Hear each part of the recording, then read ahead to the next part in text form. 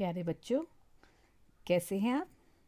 आशा करती हूँ घर पर स्वस्थ एवं सुरक्षित होंगे। घर पर रहकर पढ़ाई करिए और मस्त रहिए।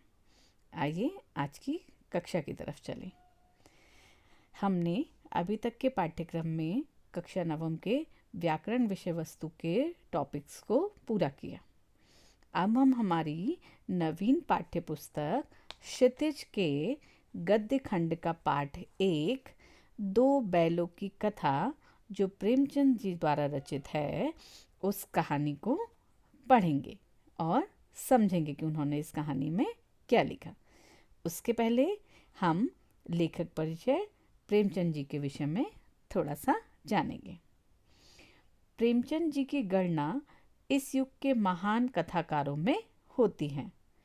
उनका जन्म सन 1880 में बनारस के लम्ही गांव में हुआ था। उनका मूल नाम धनपत राय था। प्रेमचंद जी का बचपन अभावों में बीता। उन्होंने शिक्षा विभाग में नौकरी की, परंतु असहयोग आंदोलन में सक्रिय भाग लेने के लिए सरकारी नौकरी से त्यागपत्र दे दिया। 1936 में इस महान कथाकार का देहांत हो गया। उनकी रचनाओं के बारे में देखेंगे।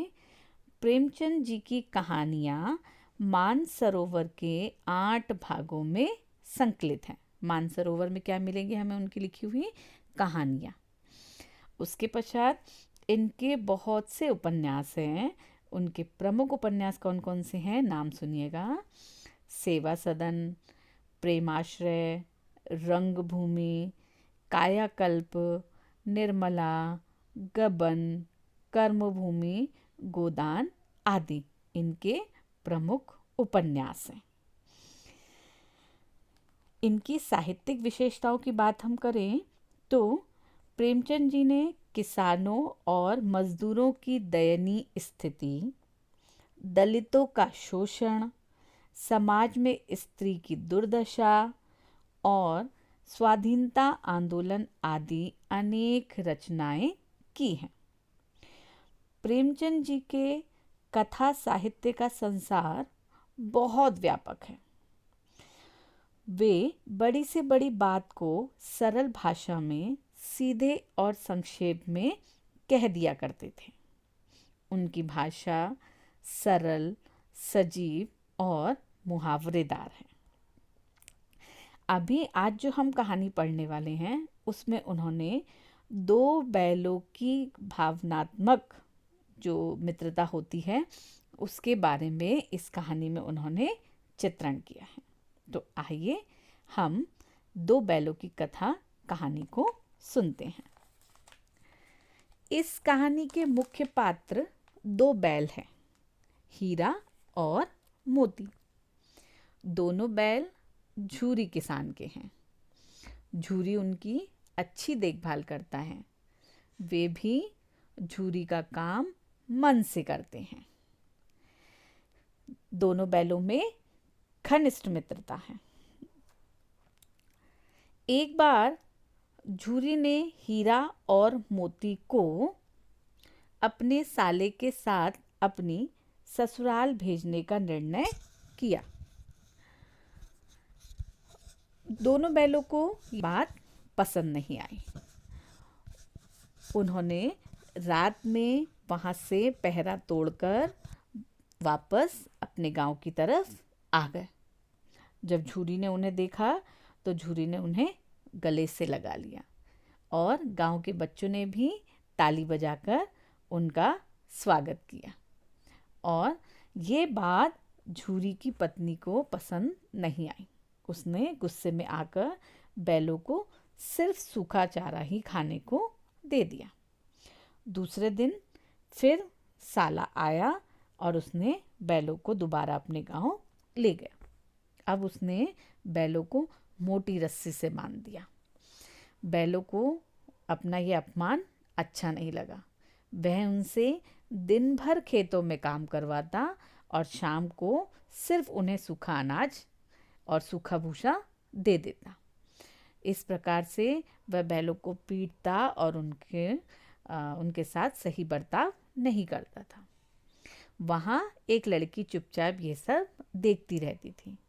उसकी भी माँ नहीं थी, इसलिए वह रात को चुपके से आकर उन बैलों को रोटी खिलाकर चली जाया करती थी।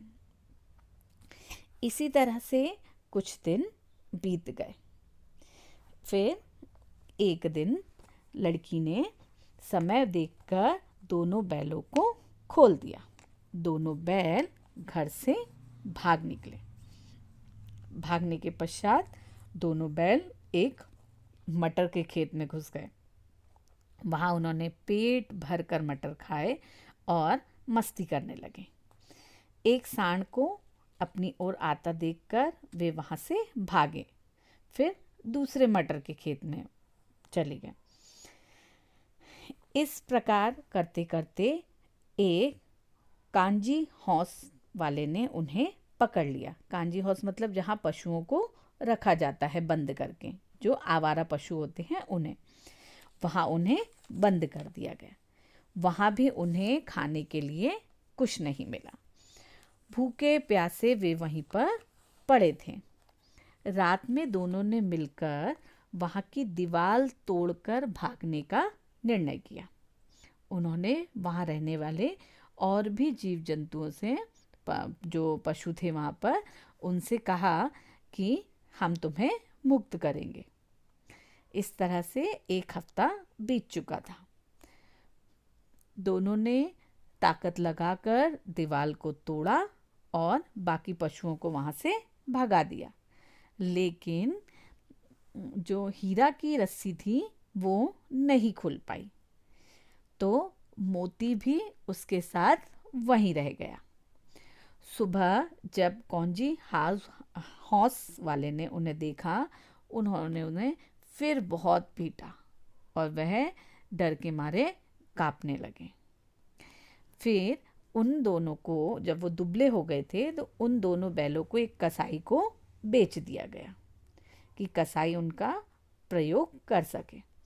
कसाई उन्हें जिस रास्ते से ले जा रहा था, वो रास्ता उन्हें कुछ जाना पहचाना सा लगा। वे समझ गए कि ये उनकी घर की राह है। वे कसाई के हाथ से अपनी रस्सी को छुड़ाकर झूरी किसान के घर की तरफ बढ़ गए। और जैसे ही झूरी किसान ने बैलों को देखा, उन्होंने उन्हें बहुत प्यार किया। तभी कसाई वहाँ आया। दोनों के बीच बहुत बहस हुई। मोती और हीरा ने मिलकर कसाई को वहाँ से डराकर धमकाकर भगा दिया। वे दोनों अपने घर आकर बहुत खुश थे। वहाँ आकर उन्होंने खली, भूसा, चोकर, दाना आदि खाया और खूब धूमधाम से अपने घर पर रहे। गांव वालों ने भी उत्सव मनाया। झूरी किसान की पत्नी भी यह देखकर खुश हुई और उन्होंने उनका माथा चूम लिया। इस प्रकार दो बैलों की कथा समाप्त। धन्यवाद।